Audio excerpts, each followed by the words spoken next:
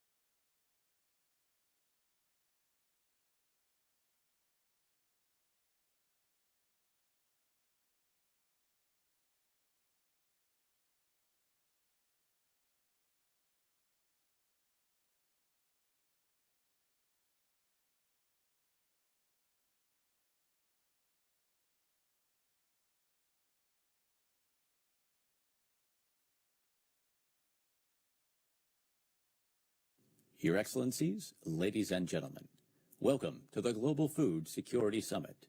Please welcome to the stage the summit co-chairs, the President of the European Council, the President of the Republic of Senegal and Chairperson of the African Union, the President of the Government of Spain, the Secretary of State of the United States.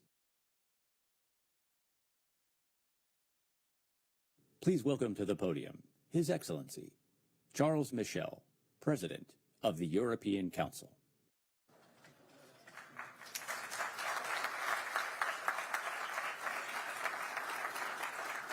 Thank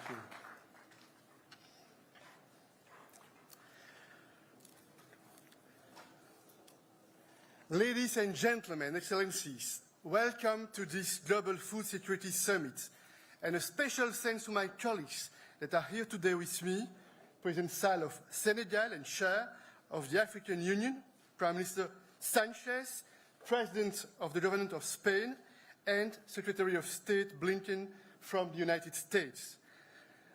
Together, we will co-chair this event, and let me thank you for your participation in this important meeting. Ladies and gentlemen, food security is the major global challenge today, and this food crisis is being exacerbated by Russia's war against Ukraine. It impacts every country, and we need to adapt our response to local needs. Ladies and gentlemen, dear friends, over 200 million people in the world are in acute need of food, and even more may lose their life to hunger. This is not acceptable. This is not sustainable. Famine is looming in many parts of the world, and now it's time for all of us to translate our political commitments into concrete action. This crisis goes far beyond food. In fact, we are facing a cost of living crisis, a crisis caused by the perfect storm of food, energy, and economic challenges.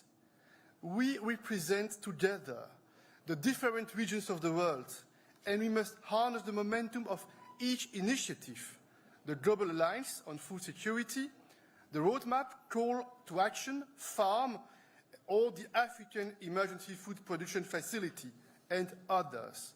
We are here together to find solutions collectively, together with Africa and together with the rest of the world. We need more coordination, we need more money, and in the European Union, we are stepping up our efforts with our member states. We have put forward a comprehensive global food security response of nearly 8 billion euros until 2024 to provide humanitarian relief, along with short-term and longer-term solutions, especially to countries most in need, particularly in Africa. And getting grains out of Ukraine has been one of our top priorities. Our EU-Ukraine solidarity lanes have carried more than 10 million tons of food products, and the UN-led Black Sea Grain Initiative is making a real difference. It is getting food to countries most in need and helping to stabilize markets. And contrary to Russia's disinformation, this food is getting to Africa, the Middle East, and Asia. Another priority is to tackle the shortage of fertilizers. We need to develop capacities for production, especially in Africa. What we did with vaccine manufacturing capacities can be, in my opinion, should be an inspiration. We discussed this idea in the G7 meeting in Germany with the participation of Macky Sall and Cyril Ramaphosa. None of us can do this alone. We know that the United States also launched the Global Fertilizer Challenge, and we need to get others on board: donors, government, banks, and private companies. We need to make sure all our global initiatives are well coordinated and tailored to the needs of the most vulnerable. Ladies and gentlemen, dear friends, Russia's war against the people of Ukraine is a test of our international rules-based order. And we are here this afternoon to rally the forces that believe in global cooperation to make the world a better and safer place. We trust the United Nations, which has a central role in coordinating the international response to this crisis. I am convinced that only together we will make progress. I am convinced that only together we will get the job done. I thank you.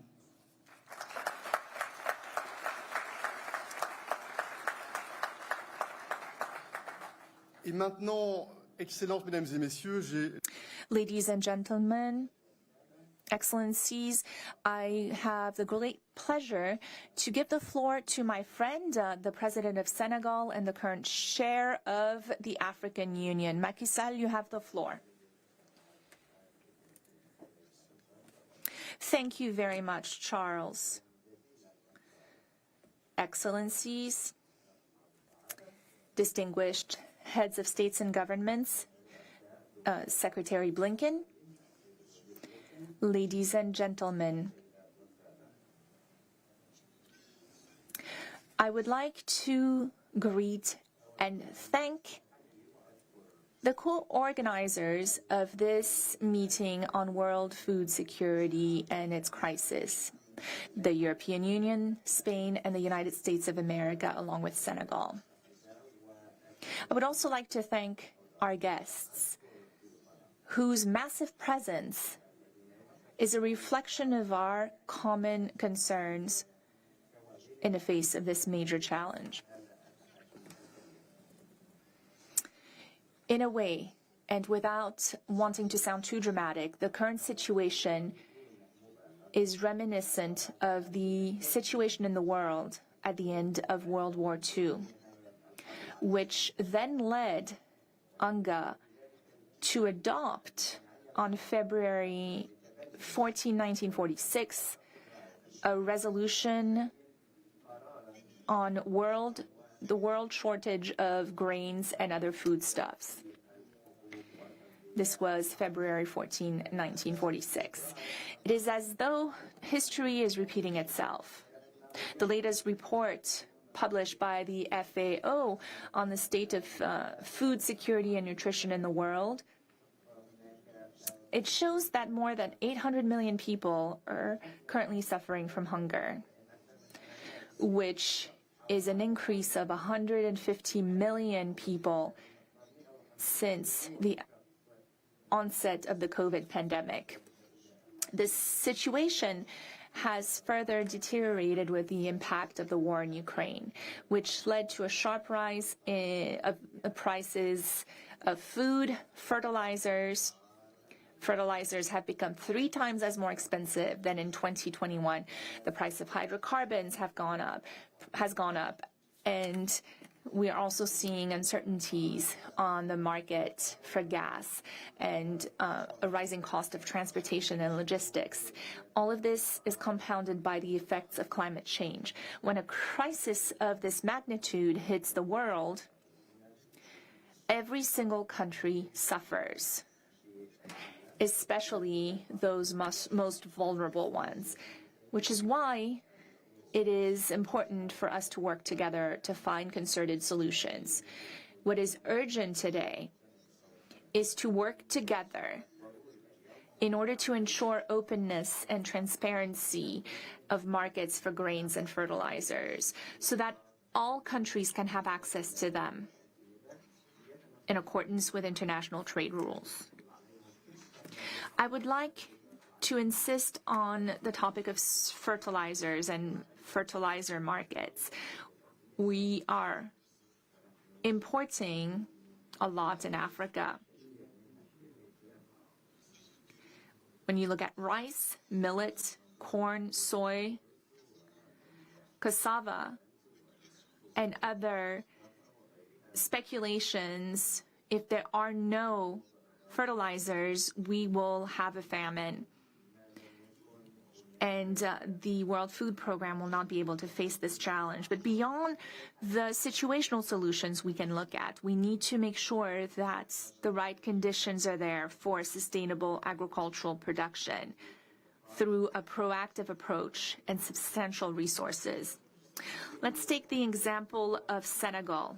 in spite of the crisis, in 2 years, we increased our budget for agricultural campaigns, which corresponds to our rainy season.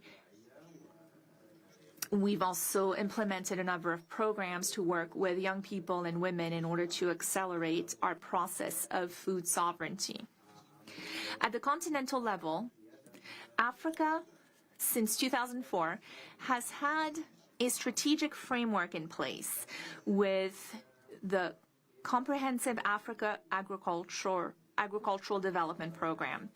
In May of last year, the African Development Bank launched an African emergency plan for food production with $1.5 billion with the objective of producing 37.6 million tons of foodstuffs. This was funded with a total of $1.2 billion, and this happened extremely rapidly and with a lot of fluidity, and we would like to thank the African Development Bank. These $1.13 billion were dispersed to 26 countries.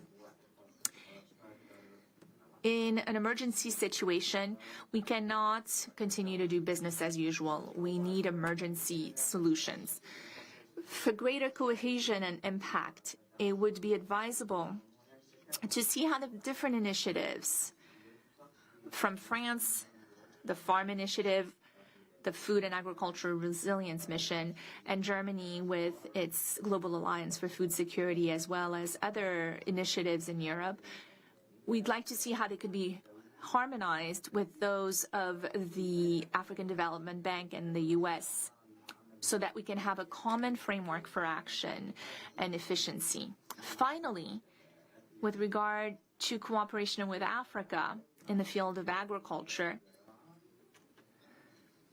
I would like to remind you that it is important to change the paradigms, to go beyond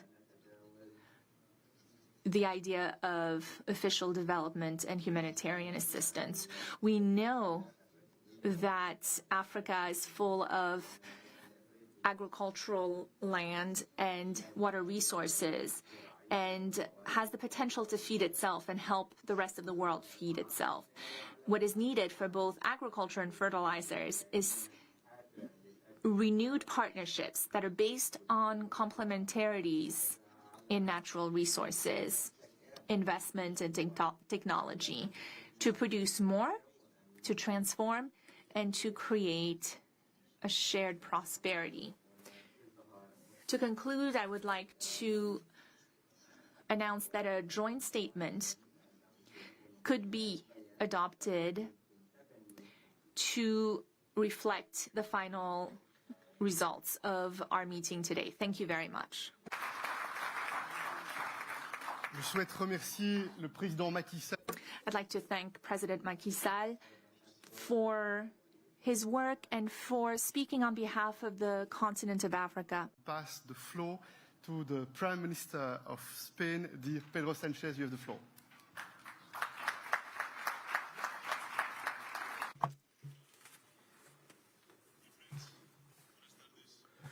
Good afternoon. All over the world gathered virtually in Madrid with one goal: reinforcing multilateralism together. Now, almost 2 years later, our informal leaders network gathers again. Our goal this time is to provide a space for an open and inclusive discussion to address one of the most pressing and urgent challenges the world is facing today: the food insecurity crisis and its dreadful impact on the most vulnerable people. I would like to start by thanking President Macky Sall, as current chair of the African Union and an active member of our leaders network, President Michel and Secretary Blinken for joining forces with us co-organizing this Global Food Security Summit. The current food security crisis has many root causes, but one thing is for sure: the only way to overcome it is through a multilateral approach. Russia must end its illegal war against Ukraine, which has threatened an essential source of the world's food supply. The truth is that Putin is trying to blackmail the international community with a large part of the world's food needs. And as we strive for peace, it is urgent to take measures that protect the most vulnerable and prevent the situation from getting worse. In that vein, there are 4 clear principles that should guide us. The first, let us support multilateral solutions. In that sense, I would like to commend the work done by the UN Secretary General facilitating the landmark Black Sea Grain Initiative, which is already helping international food prices to drop and enabling vulnerable people access food, as well as the creation of the UN Global Crisis Response Group on Food, Energy and Finance. Second, coordination. President Sall talked about it. Coordination is of the essence to be efficient as possible in channeling all our efforts and avoiding overlaps and duplications. We fully support other initiatives that have been launched, like the Global Alliance for Food Security, the Farm Initiative, or the Roadmap for Global Food Security Call to Action, but they must be aligned and complementary. In this regard, the Committee on World Food Security can play a vital role, and its mandate should be strengthened. Third, we must promote an open, transparent and predictable trade environment. I plead countries to refrain from stockpiling key staple commodities and from adopting export restrictions on food and key agricultural inputs, which only exacerbate food security problems. And four, we must all do our part. The European Union, as President Michel stated, has already articulated several tools and initiatives, and as the world's largest donor, is working hard to address this crisis. But we need to do more to keep ameliorating our response, including by removing bureaucratic obstacles to trade in agricultural products and inputs. My country has made food security a priority of our development policies for a long time, and we will continue to do so. However, we know there is still a lot to do. In order to redouble our efforts, Spain will allocate 151.5 million euros and mobilize another 85 million euros in loans during the coming 3 years. With this money, we will contribute to do the work of specialized international organizations as well as the programs of our National Development Agency. Dear friends, to conclude, we're running out of time. If farmers don't get fertilizers at the right moment, poor or even lost harvest will continue to worsen the situation. We must arrive on time. And let me be clear, there is no peace with hunger, and we cannot combat hunger without peace. The world is expecting much from us. Let's act together.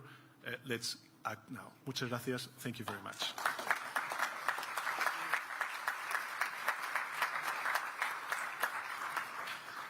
Muchas gracias, Pedro Sanchez, and thank you for your personal commitment. Thank you for your leadership, and to make sure that we are able to build broad political coalition in order to tackle this important challenge.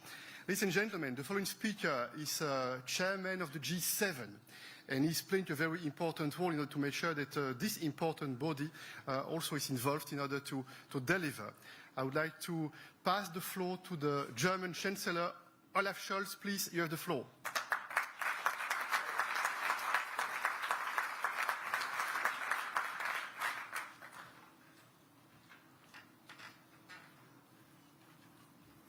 Excellencies and dear colleagues, I'm grateful to speak at this important event.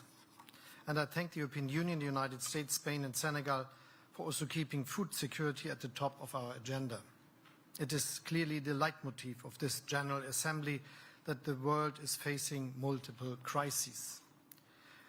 We need to act with great urgency to curb the rise of food insecurity.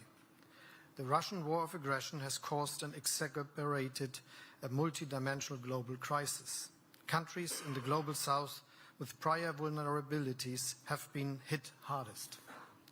Next year may be even more difficult. Looking at the increase in energy and fertilizer prices, we must be prepared for food prices to rise as well. Important commitments and initiatives have already been undertaken. I look forward to tomorrow's meeting at the Secretary General's Global Crisis Response Group. The UN have also achieved a diplomatic success with the Black Sea Grain Initiative, and it is crucial that Russia continues to fully implement it and does not stop. We must not believe Russia's disinformation.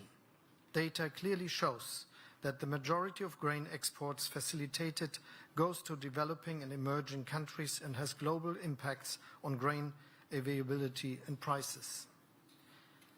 In my capacity as G7 presidency this year, I have put this issue of food security high on our agenda.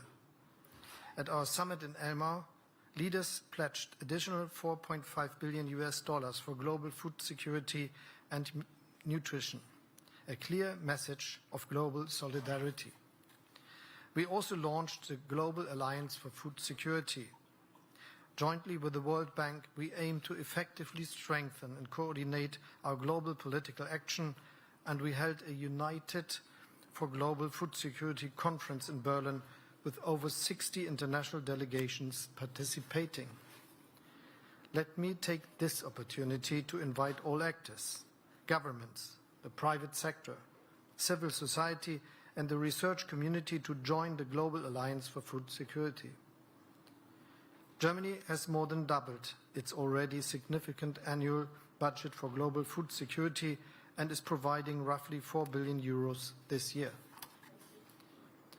But besides the immediate emergency response, we need to secure the next harvest seasons, mainly in countries in the global south. Fertilizer and seeds need to be affordable and accessible. Colleagues, we are facing the consequences of insufficient global action to tackle the climate crisis. The latest assessment report by the IPCC made clear that climate and weather extremes expose millions of people to acute food insecurity. Science clearly shows that extreme events will happen more often with every degree of warming. In this regard, the 1.5-degree limit to global warming is key. It is essential that at COP27 in Egypt in 2 months' time, all countries help to create the political commitment and momentum for ambitious climate action. We have a shared interest and a shared responsibility to tackle the global food security crisis. We need to see action now in different areas, working short-term and long-term consequences of the crisis. Let us join forces and let us each play our best possible roles in helping to tackle food insecurity and save lives, today and in the future. Thank you.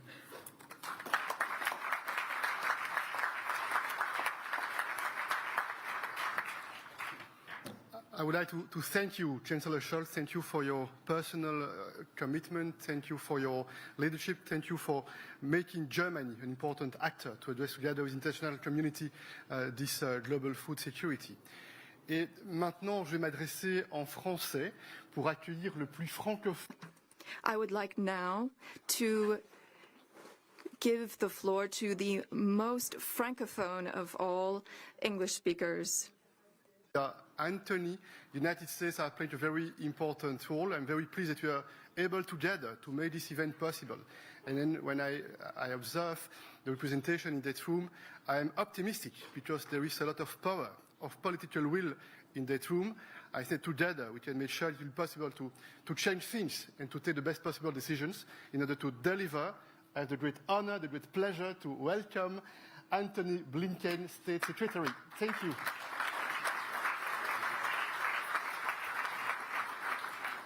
Merci beaucoup, Monsieur le Président. Thank you, Mr. President. President Michel, President Saul, Chancellor, Thank you all so much for being part of this today. Let me actually start by inviting another colleague to the stage, President Petro of Colombia. Would you please join us if you're here? And maybe he's not. There we are. Mr. President.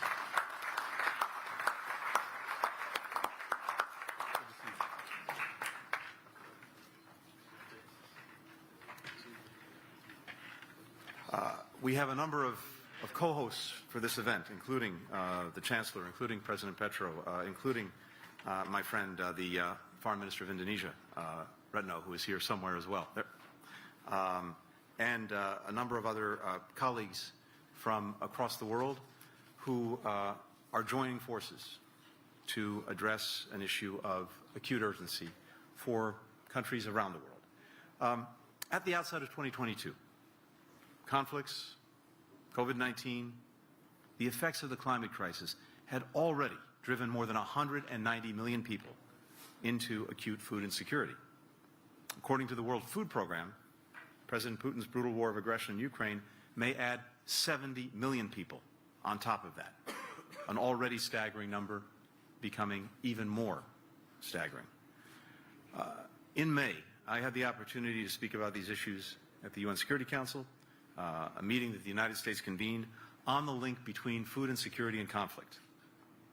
We also chaired a food security ministerial here at the United Nations, where we launched one of the initiatives you've heard about already, the Roadmap for Global Food Security, a call to action.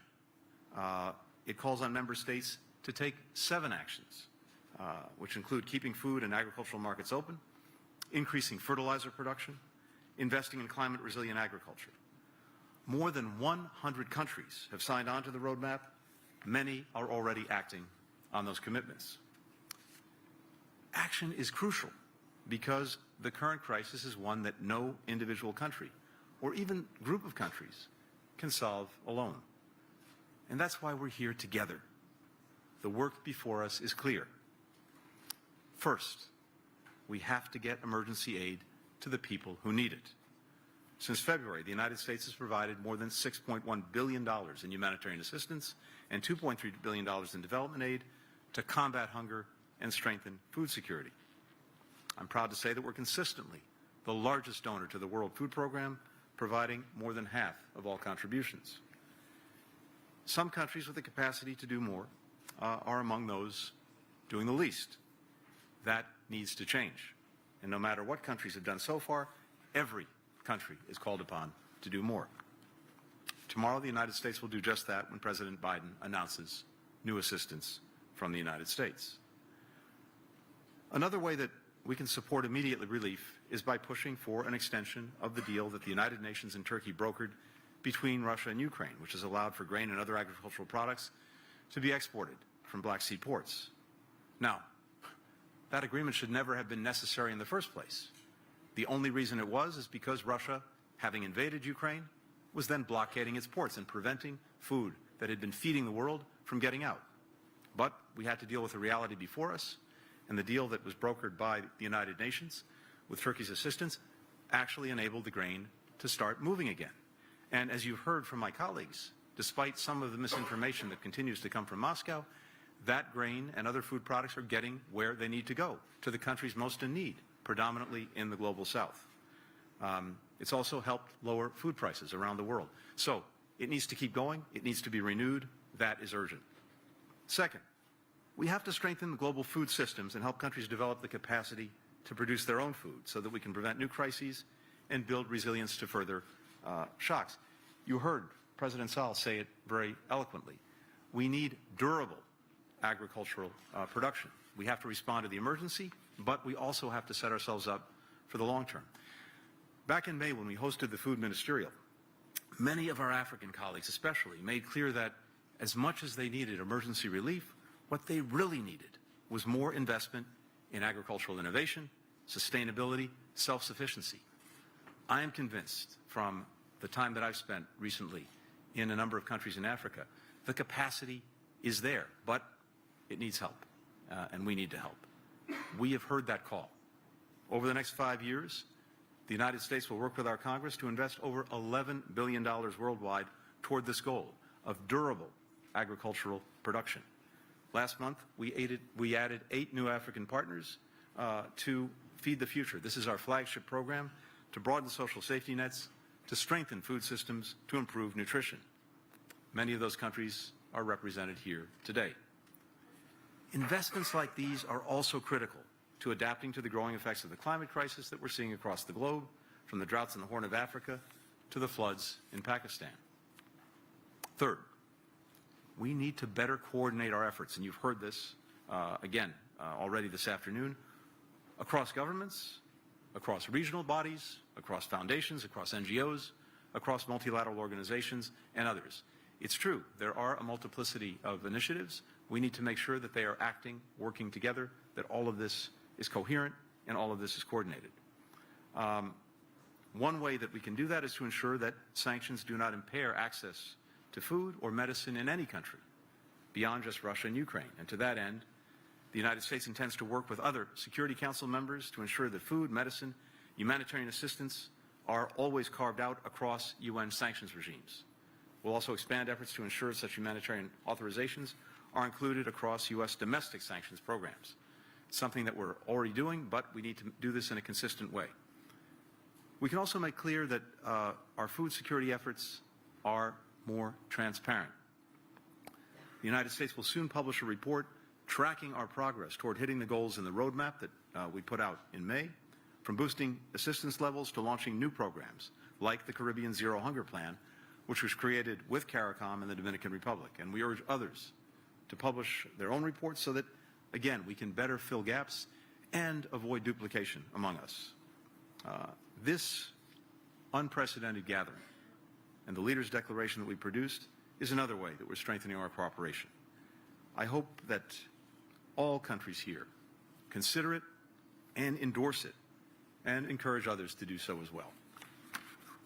But maybe most important, beyond what we say, is of course what we do.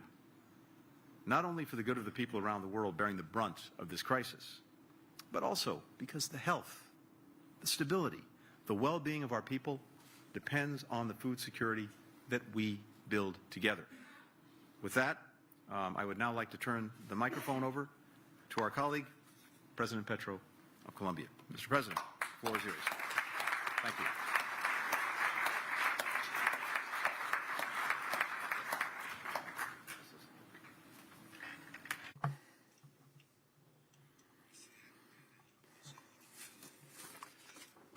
President of the European Council, Charles Michel, President of the Republic of Senegal and President of the African Union, Macky Sall, President of the Government of Spain, Pedro Sanchez, Secretary of State of the United States of America, Anthony Blinken, Chancellor of Germany, Olaf Scholz, heads of state, prime ministers that make up this summit. I have certain concerns about the concept of food security as it has been used in Colombia and elsewhere in Latin America. Food security has been understood as a world in which there would be free trade in foodstuffs such that the whole world could be fed. In practice, what we've seen is that despite the fact that the planet indeed has achieved the capacity to produce sufficient nutrients for the whole world, even more than they need, part of humanity is hungry, and hunger grows. The concept in itself has not played out, has not borne out, and not so much given the impediments to world food trade, but in addition to the capacity to produce food and offer sufficient food, there is a problem of inequality between supply and demand and effective revenues. There's a category known as prices. Part of humanity simply cannot afford to pay the price, the market price for food. And hunger and famine result from that, and also vulnerability to this lack of food. And it's not just of millions of people that suffer this, but hundreds of millions of people. There is a fundamental problem in the concept itself of food security. And that is that what isn't taken into account is mankind or humanity's unequal income. That's why in Colombia, when we talked about this, I was one of those opposed to this topic, this free market approach to food security. And now, when I hear the Secretary of State of the United States talk about something we now refer to as food sovereignty for countries with a certain productive capacity to produce food, it's absolutely necessary that before anything else, its land, its water, its economic capacity produce the minimum food that its own population requires. That's a different concept. To enable different countries in different continents to be able to feed their own population under this concept of food sovereignty might be a far more effective step than the prior concept or the mercantilist food security concept. And then you have other social players involved in the political landscape, as well as the multinational corporations involved in food and seed production, which actually has a grave effect on greenhouse gas emissions, such as beef production has amply shown.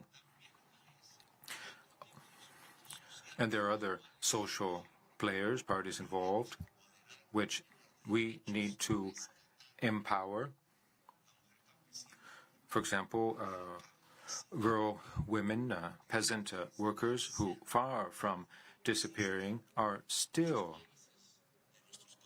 in many countries, persist, and they are a key part of the production of food for humanity. Now, the case of Colombia is an extreme case. Truth be told, our country enjoys a great food production capacity, not only to satisfy its own population's needs, but also to export to the world. However, we don't do it.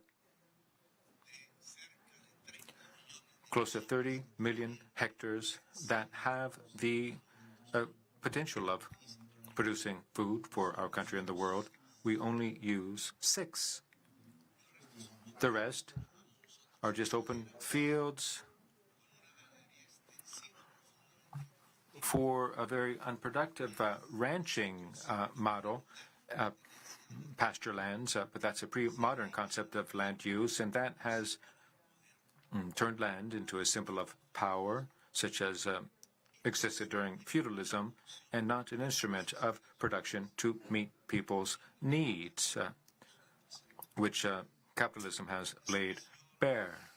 Now, this archaic approach was aggravated by the concept of food security, given that food is relatively inexpensive for us, those of us who export oil and coal when prices were high. It made a lot more sense for us to import food than produce it. And so 13 million tons of food we imported, half of which was corn. And when corn was discovered by mankind in our lands, we import from the United States and from Canada, which is more productive if measured by tons per hectare than in Colombia, that is corn production, but is more intensive in the consumption of fossil fuels than is the case in Colombia. Which of the two measures fits best to address the current problem? So we have asked the United States to rethink this problem that could go beyond Colombia or Latin America, that is, to make the best use of the productive capacity of fertile land, that is food and water, to feed. That feed people should be a priority. And that implies the concept of food sovereignty. As we understand in Colombia, it also entails a different political outlook on land use, not just a simple power of some oligarchs in our countries and an instrument of power. It also means that this isn't a zero-sum game. And so the transnational and large corporations, which are highly productive as far as production per hectare and unproductive in the amount of greenhouse gases that are produced, protecting the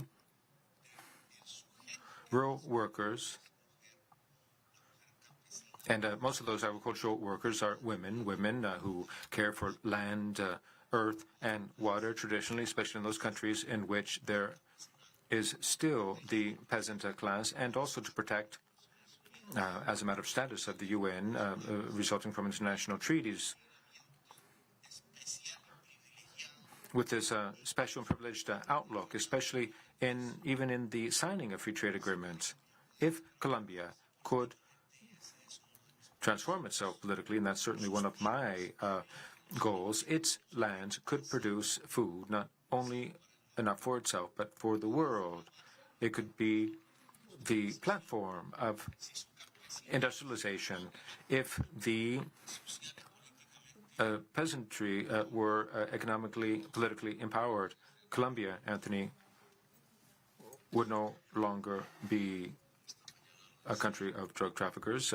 It's going in the opposite way of what has been the misnomer of the war against drugs. If we produced more of our own corn and imported less than we would less from the U.S., we would export less. If we imported less corn, we would export less cocaine.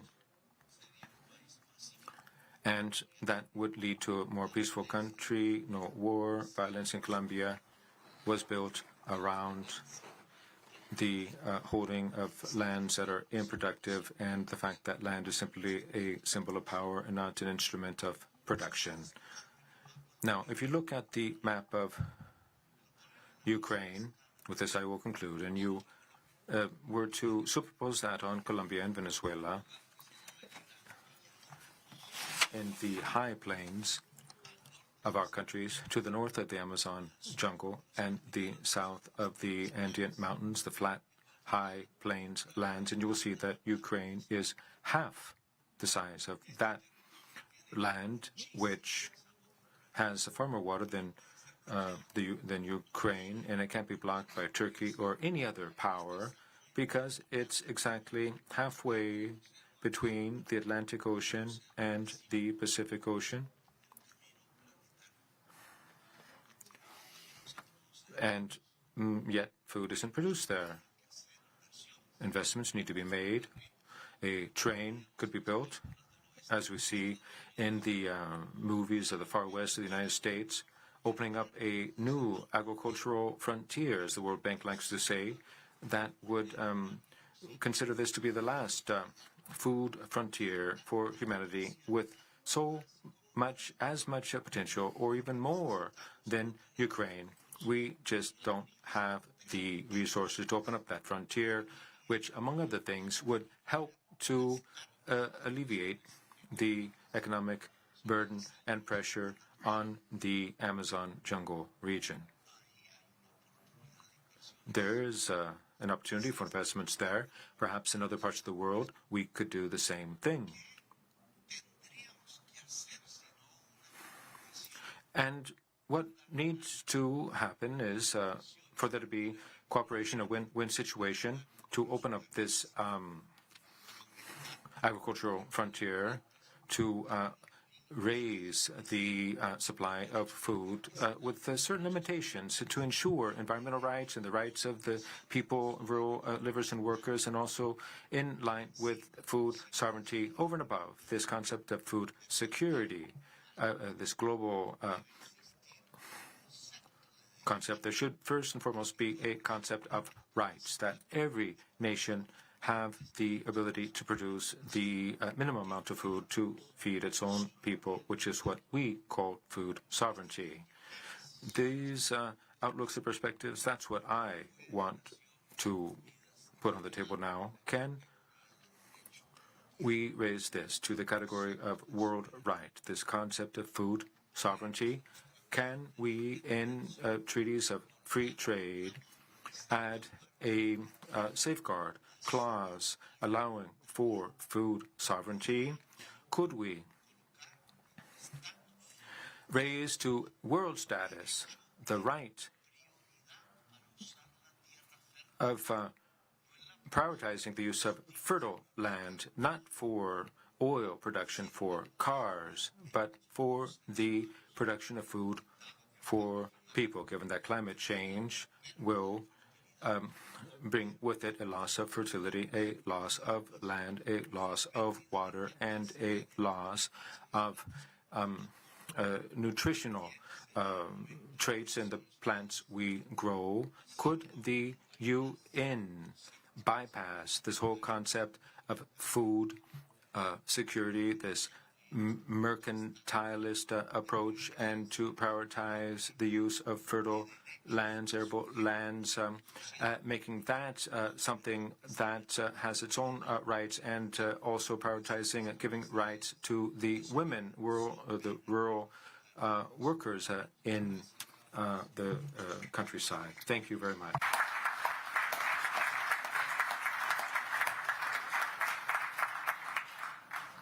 At this time, we ask that you please remain in your seats as the press departs. The plenary session will begin momentarily.